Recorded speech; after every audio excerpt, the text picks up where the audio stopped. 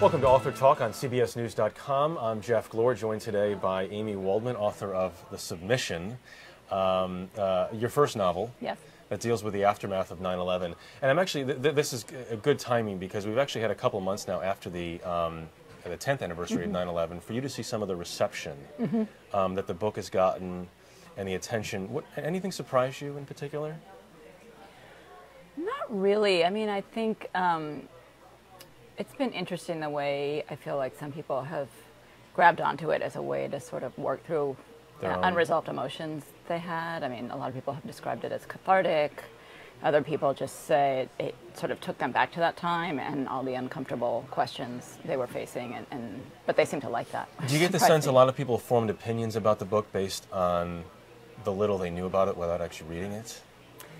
No. I mean, there's people who say they either do or don't want to read a novel about 9/11, but I don't really feel like it's about 9/11 per se. It is, as you said, about the aftermath. It's about a lot about the questions sort of we as a country faced.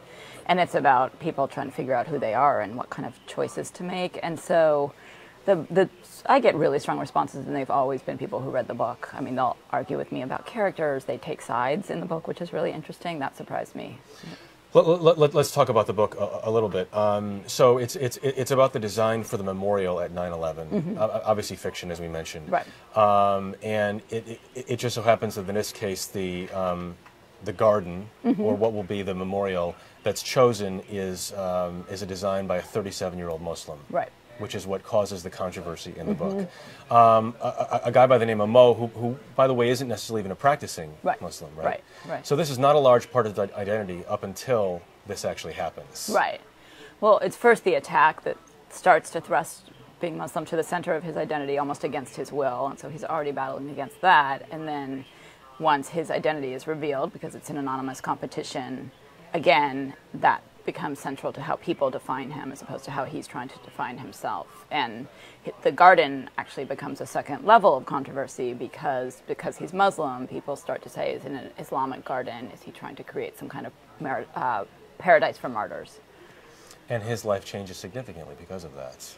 Yeah, I mean, the novel Not always in a good way. No. I mean, the novel is a lot about what is it like to be under that kind of pressure. And so that's true for him, sort of trying to decide how to navigate this process. Where does he compromise? Where does he explain himself? Where does he resist all of that? But also the other characters who are essentially trying to decide, what do we do about this? Do we allow him to go forward or not? Your other primary character being a 9/11 widow who had first pushed this project in this particular design, the one that Mo did. Who changes more, Claire or Mo?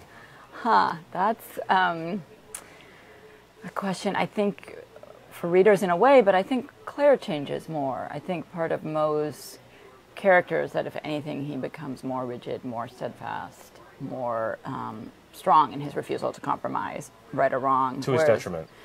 Yes, I mean, it certainly hurts, I think, his ability to go forward, whereas Claire is feeling all kinds of pressure, not just from other family members and sort of outside politics, but in terms of herself trying to figure out what would my husband who died have wanted, what do I actually want. She's really trying to find herself through this controversy.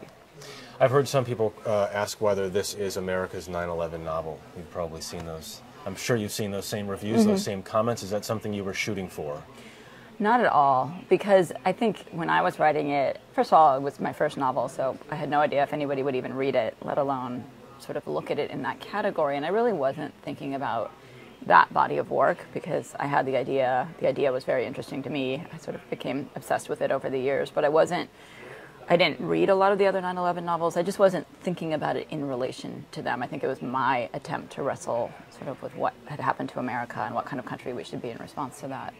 Why 9/11?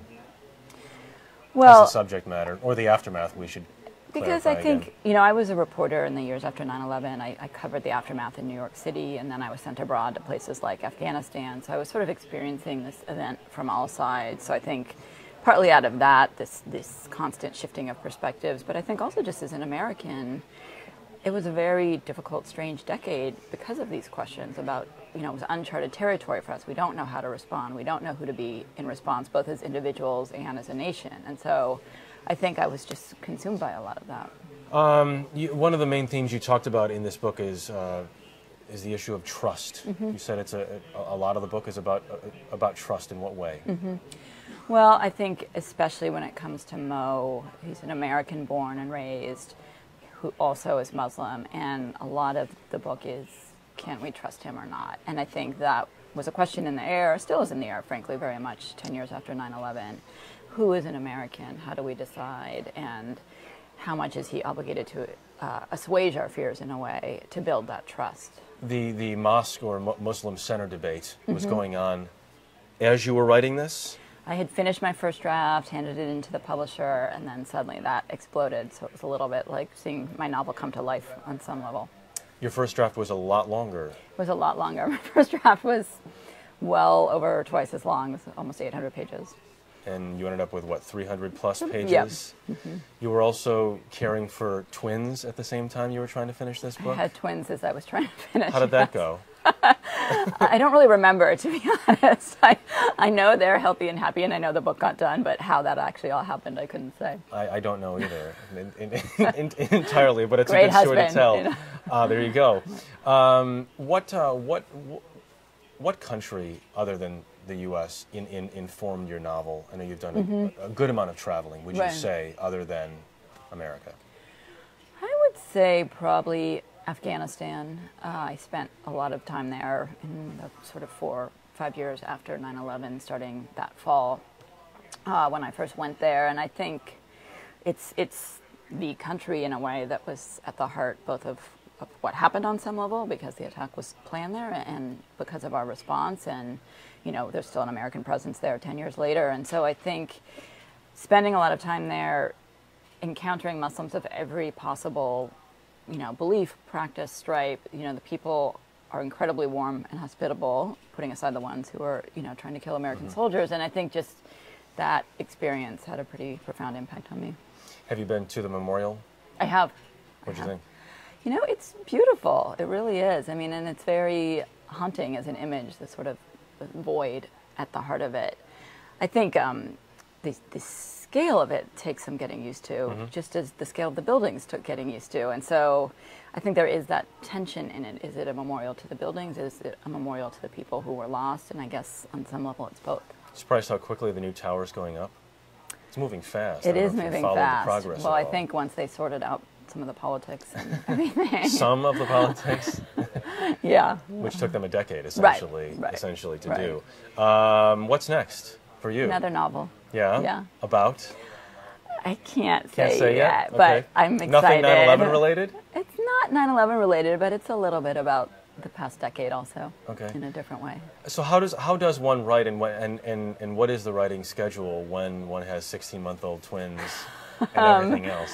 That is a good question. I think you write in the little bits of scraps of time you have. Can you do that as opposed to just blocking out one big chunk during the day?